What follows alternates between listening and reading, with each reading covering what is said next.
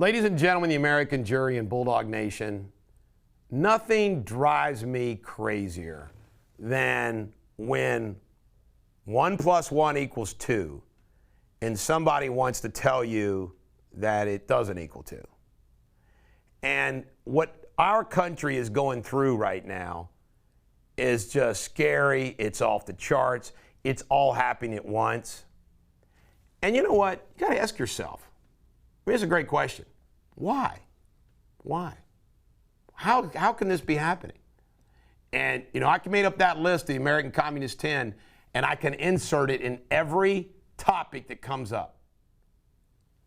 Just let this sink in. I had lunch yesterday with Tracy Jones. We caught up and down at Brio's, and we had some good laughs. Let this sink in. Twitter permanently banned Donald Trump, a former president of the United States, and allows freaking Taliban to use their platform. And have actually came out and said that as long as they don't get too violent. I tell you right now, Jack Dorsey, you know, the big stoner weirdo that he is, I mean, it's disgusting.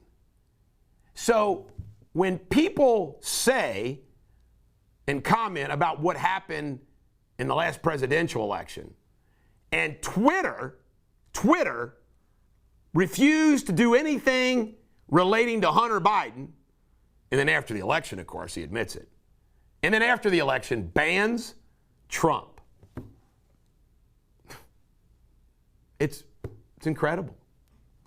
Obama. I don't know how to pronounce this guy's name. Kirkwawa or whatever his name is, this Taliban guy who's now leading the Taliban, was held for 12 freaking years in Guantanamo Bay. And freaking Obama did the Bergdahl. Remember that, the Bergdahl deal? Where we release known terrorists as part of Bergdahl? What the? No, again, just like the Twitter, no rhyme or reason. Why do we have to release people who, and of course, Obama's shutting down all of his social media, nobody want to comment. Barack Obama, remember, Barack's vice president was Joe Biden. This guy gets released back to lead the Taliban. Then we got the Taliban safe passage. Sullivan, our national security, saying, we are relying upon the Taliban for safe passage for Americans. And telling Americans to shelter in place? For how long? Until Trump becomes president? Look how Obama and Biden treated American captives like Warren Beer and others compared to Trump. When did these people start getting released? I told the guys at the office today, if I was president of the United States, I'd look square in the camera and I would say, ladies and gentlemen, the American jury and Bulldog Nation, I want every American citizen to know, and I want every foreign power to know, that what is stated on the inside of your American passport that says you are an American citizen and that country shall treat you as such, I mean it. And that if any foreign power ever unlawfully imprisons you, mistreats you, does anything to you, your government, the United States of America, will be coming for you. I mean, it's awful. Psaki says, well, we don't know about the Americans, you know, how we're going to treat them different, you know, blah, blah, blah.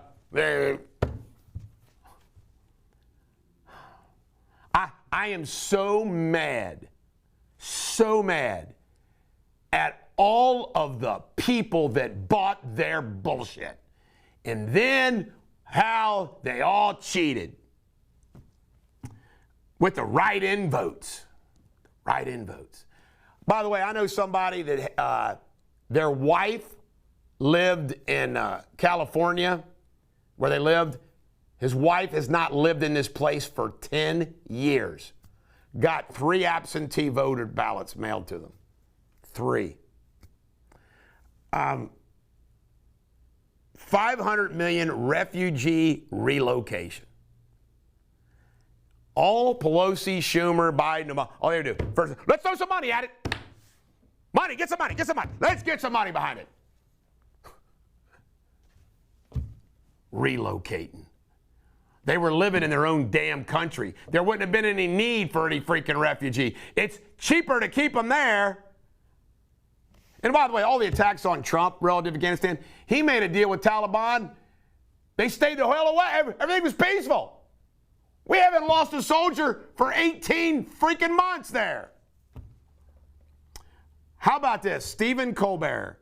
You know, these people have like zero credibility. It's why the ratings just crash for CNN, MSNBC. Stephen Colbert compared what happened with the Taliban to January 6th. Oh, goodness.